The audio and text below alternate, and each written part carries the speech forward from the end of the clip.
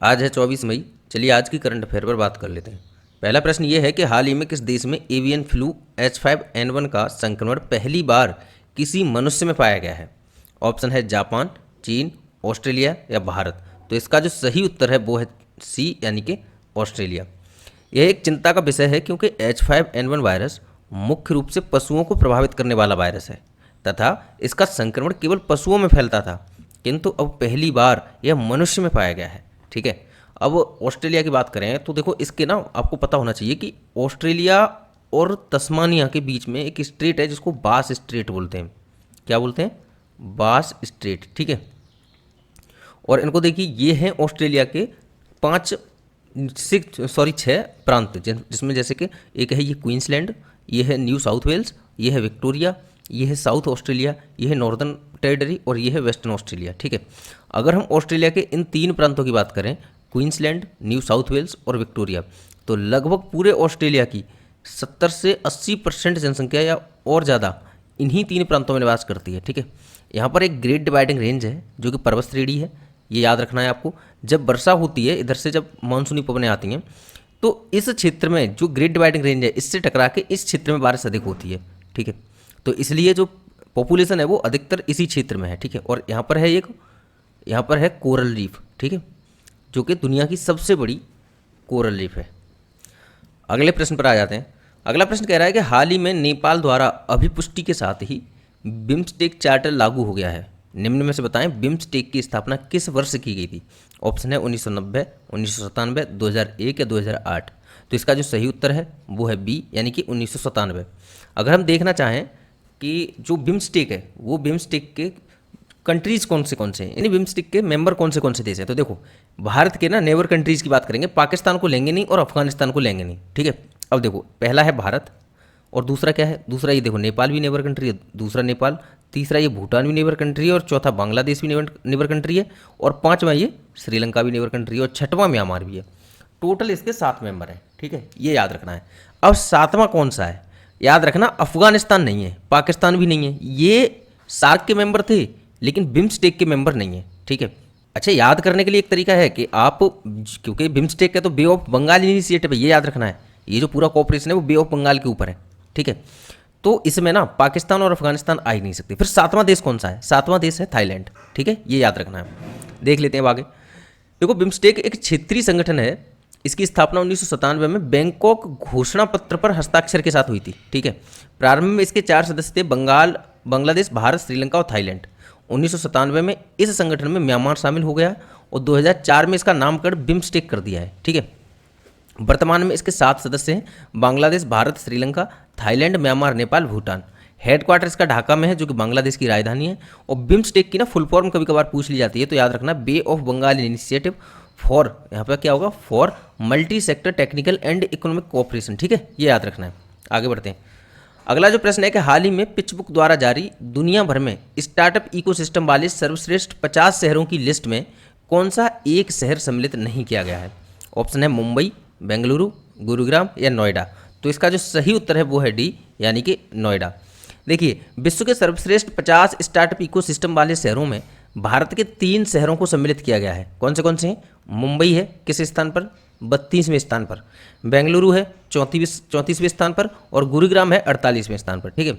अब देखो, एक बात याद रखना कि ऐसी कंपनियां जिनके वार्षिक टर्नओवर क्या होगा, जिनके वार्षिक टर्नओवर 100 करोड़ रुपए से अधिक ना हो तथा जिनकी स्थापना 10 वर्ष से अधिक, जिनकी स्थापना को 10 वर्ष से अधिक समय नहीं हुआ हो, उन्हें स्टार्टअप कहा जाता है। क्या स्टार्टअप की डेफिनेशन समझ चुके हो? जी हाँ।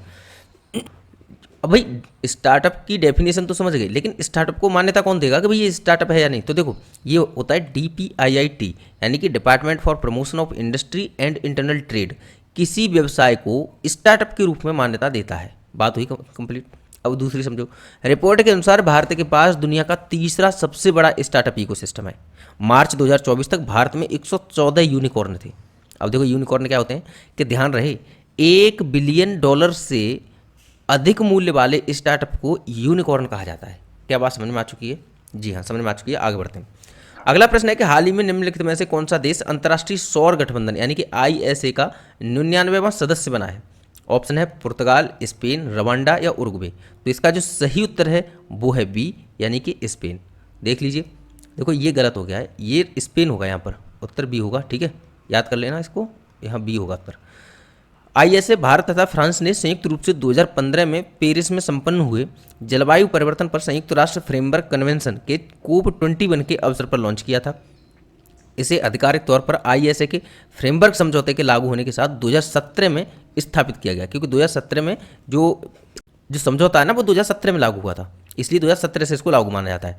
2021 में संयुक्त राष्ट्र को पर्यवेक्षक का दर्जा प्रदान किया गया था और इसका जो हेडक्वार्टर है वो हरियाणा के गुरुग्राम में है, ठीक है, ये फैक्ट याद रखना है। दूसरी और चीज़ क्या याद रखनी है कि देखो आईएसए का जो लक्ष्य है ना वो देखो, आईएसए अपनी मुख्य रणनीति के तहत टुवार्ड्स 1000 स्ट्रेटजी से मार्गदर्शन प्राप्त करता है।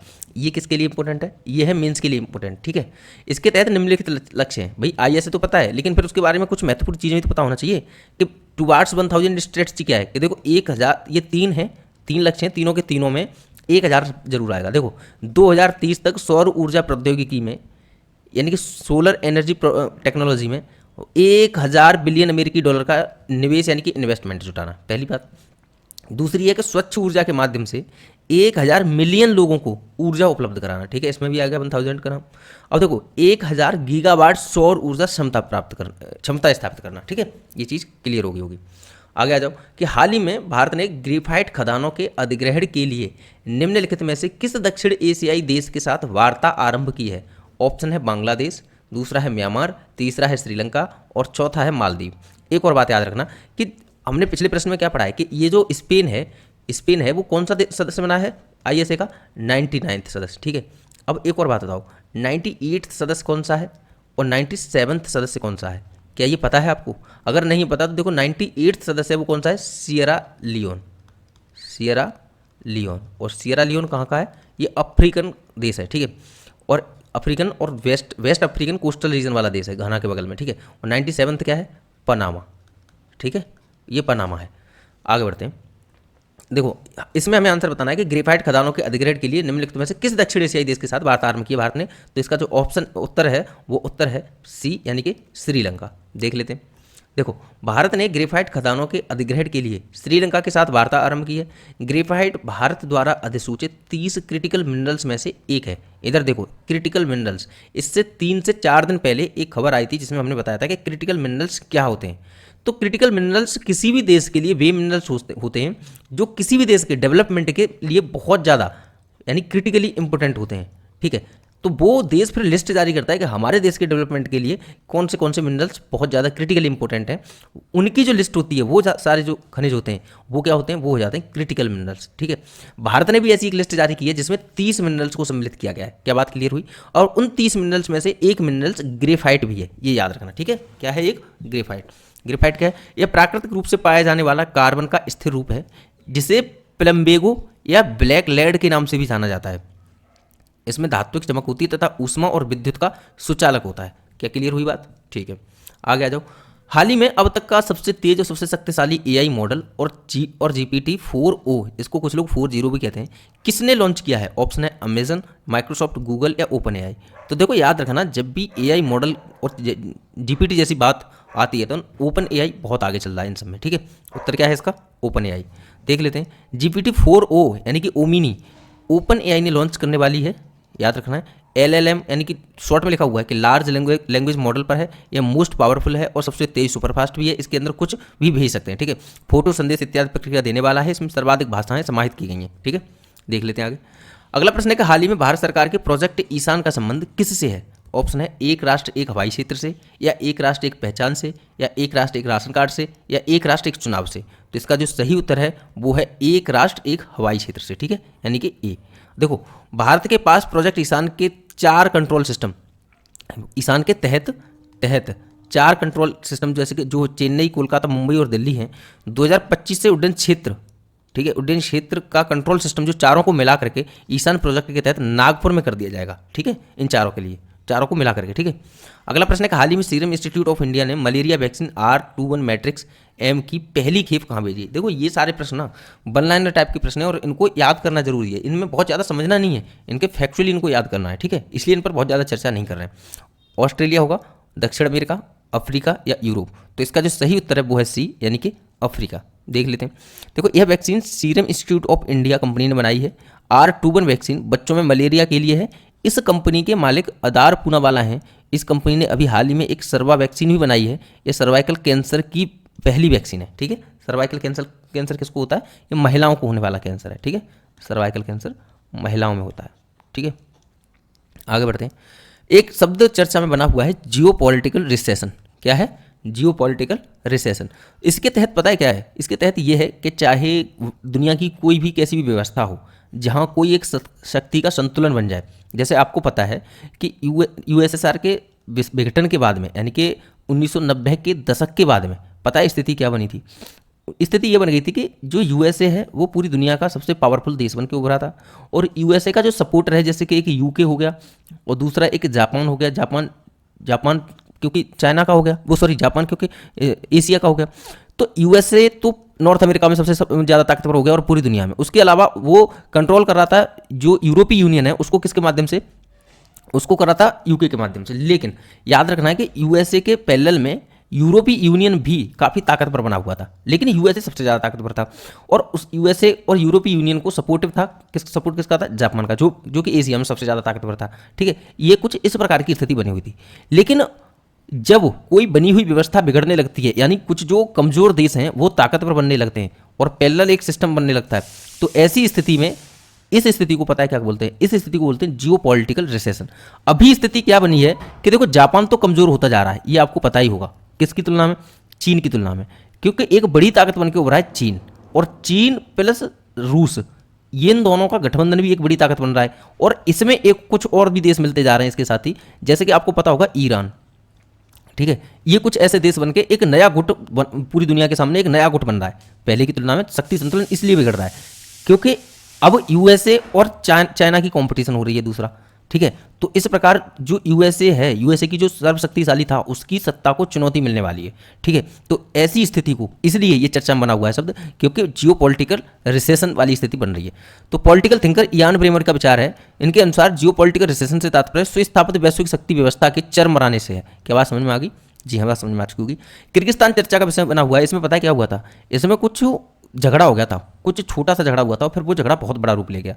इसमें क्या है कि बाहर से आए हुए जो बच्चे थे फिर वो एक हो गए, फिर जो वहाँ के जो लोकल के लोग थे वो एक हो गए, और फिर देसी और विदेशियों में झगड़ा हो गया। और बाहर से जो आने वाले लोग थे वो कहाँ से थे? पाकिस्तान, इंडिया, या मेडिकल की पढ़ाई के लिए जाते हैं, और बांग्लादेश, यहाँ से बहुत ज़्यादा लोग जाते हैं। अब इन लोगों पर हमले होना शुरू हो गए, क्योंकि पहचानेंगे तो है नहीं कि कौन कहाँ का है, बस उन्हें ये पता था ये विदेशी हैं, तो इन पर हमले होना शुरू हो गए। इसमें किर्गिस्तान में बिस्केक के आसपास। ठीक है, जो राजधानी है ना इसकी, वो क्या है? बिस्केक। तो इसलिए ये देश चर्चा में बना हुआ है। हाल ही में भारत, पाकिस्तान तथा बांग्लादेशी मूल के छात्रों पर हमला तथा निशाना बनाने को लेकर किर्गिस्तान चर्चा का विषय बना हुआ है। ठीक है, अब किर्गिस्तान की एक बार लोकेशन देखो, ये है अपना इंडिया, ये है पाकिस्तान, ये है अफगानिस्तान, और ये है ईरान। अब इधर देखो, ये है मिडिल एशियन कंट्रीज। ठीक है, याद रखना है ये सारे के सारे जो मिडिल एशियन 5 कंट्रीज हैं, ये जब यूएसएसआर का विघटन हुआ था ना, उसी से बाहर निकले थे। ठीक है, क्या क्या है? देखो, ताजिकिस्तान, तुर्कमेनिस्तान, उज्बेकिस्तान, किर्गिस्तान और कजाकिस्तान। ठीक है, याद रखना है। अब ये है किर्गिस्तान। ठीक है, इसकी राजधानी है बिस्केक। ठीक है, ये याद रखना है। आगे बढ़ते हैं। जो कल का प्रश्न था कि सोनाई रूपाई वन्यजीव अभ्यारण्य चर्चा में रहा, निम्नलिखित में से किस राज्य में स्थित है? उड़ीसा, असम, मेघालय या इनमें से कोई नहीं। तो इसका उत्तर है बी, यानी कि असम। और इसका आंसर भी सारे लोगों ने दिया था, और मैं चाहता हूं आज का भी जो क्वेश्चन ऑफ द डे है उसका भी आंसर आप सारे लोग दें। तो प्रश्न है कि निम्नलिखित में से कौन सा देश नॉर्वे स्तर पर अपना पहला अनुसंधान प्रशिक्षण प्लेटफॉर्म विकसित करने पर काम कर रहा है? ऑप्शन है बांग्लादेश, श्रीलंका, भारत या नेपाल। इसका जो सही उत्तर होगा वो होगा सी, यानी कि भारत। अब एक और चीज़ कि कल हमको पूछा था कि हेज फंड एक कमेंट आया था, हेज फंड और उसके साथ ही प्रॉमिसरी नोट, इन दोनों को बताना था कि ये क्या है। तो देखो, प्रॉमिसरी नोट समझो सबसे पहले। इसके अंतर्गत क्या होता है कि मान के चलो एक व्यक्ति है कोई, मिस्टर एक्स, ठीक है, और ये सामान खरीदने जाते हैं मिस्टर वाई से। क्या बात क्लियर हुई? जी हाँ, मिस्टर एक्स यानी कि जो बायर हैं, और ये किसके पास जा रहे हैं? सेलर के पास सामान खरीदने। लेकिन मिस्टर एक्स और मिस्टर वाई एक दूसरे को जानते हैं, या एक कोई किसी भी तरीके से इन पर एक दूसरे को ट्रस्ट बना हुआ है एक लेवल का। ठीक है, तो जब ये इनके पास जाते हैं तो इनका जो पैसा है, अभी इनके पास पैसा नहीं है, इन्होंने मान के चलिए इस पैसा लिया है 10,000 रुपये का। ठीक है, 10,000 का सामान लिया है और इनके पास अभी पैसे नहीं हैं। तो ये इनसे कह रहे हैं कि देखो 2 या 3 महीने में मेरे पैसे आने वाले हैं, जब पैसे आ जाएंगे मैं आपको पैसे दे दूंगा। क्या ये बात क्लियर हुई? क्लियर हुई। लेकिन मान के चलो ये तो हमने 10,000 का अमाउंट जोड़ा था, मान के चलिए इसमें 2 जीरो और बढ़ा दिए, अब कितना हो गया, 1 2 3 4 5 6, यानी कि 10 लाख। 10 लाख हो गया अमाउंट, इकाई, दहाई, सैकड़ा, हज़ार, 10,000, लाख, 10 लाख, ठीक है, 10 लाख हो गया। अब 10 लाख का अगर ये सामान लेते हैं इनसे, तो कहीं ना कहीं बेशक ये मित्र ही क्यों ना हो, एक इसको अनसिक्योरिटी फील हो सकती है, क्योंकि भाई आज मित्रता है, 4 दिन बाद मित्रता ना रहे, स्थितियां तो बिगड़ सकती हैं कुछ भी। तो इसलिए जो बायर होगा ये इनसे एक प्रॉमिस करेगा लिखित रूप में कि मैं इस तारीख को आपको आपके पैसे पूरे वापस कर दूंगा। क्या क्लियर हुई? ये बायर जो है यही तो प्रॉमिस करेगा, तो इसलिए ये जो प्रॉमिस करता है ना, जिसके जरिए, एक लीगल डॉक्यूमेंट के जरिए, उसको बोलते हैं प्रॉमिसरी नोट। क्या बोलते हैं? प्रॉमिसरी नोट, जिस पर पैसा लिखा होगा, डेट मेंशन होगी और इसके सिग्नेचर होंगे और इसका प्रॉमिस होगा। क्या बात क्लियर हुई? बात क्लियर हो चुकी है। अब क्योंकि देखो इसने सामान लिया था बाई से, तो एक बात बताओ, जब इसने सामान लिया तो उधारी तो पैसा लिया ना, तो इसको बोलते हैं डेटर। क्या बोलते हैं? डेटर। अब इसने पैसा इसको दिया था, सामान दिया था, भाई पैसा दिया है, सामान दिया, बात तो है कि इसने इसको सामान दिया था, इसको क्या बोलते हैं? क्रेडिटर। क्या बोलते हैं? क्रेडिटर। अब प्रश्न पता है क्या आएगा? प्रश्न ऐसे आ सकता है कि प्रॉमिसरी नोट किसके द्वारा जारी किया जाता है, डेटर के द्वारा या क्रेडिटर के द्वारा? तो इसका उत्तर क्या होगा? डेटर के द्वारा। बात क्लियर हुई? क्लियर हुई। कॉमर्स में बस इतना ही पढ़ना है, अब क्या पूरा थोड़ी नहीं जाना है, बस इतना क्लियर है। अब इधर देख लो हेज फंड के बारे में। हेज फंड पता है क्या होता है? इधर देखो, हमने कल स्टॉक मार्केट में समझा था कि पी नोट के माध्यम से वे विदेशी लोग इन्वेस्टमेंट करते हैं जिनको परमिशन नहीं होती है सेबी की। सेबी की परमिशन नहीं है, वो किसके माध्यम से? एफपीआई के माध्यम से इन्वेस्टमेंट करते हैं, ठीक है, और ये करता है बॉम्बे स्टॉक एक्सचेंज में।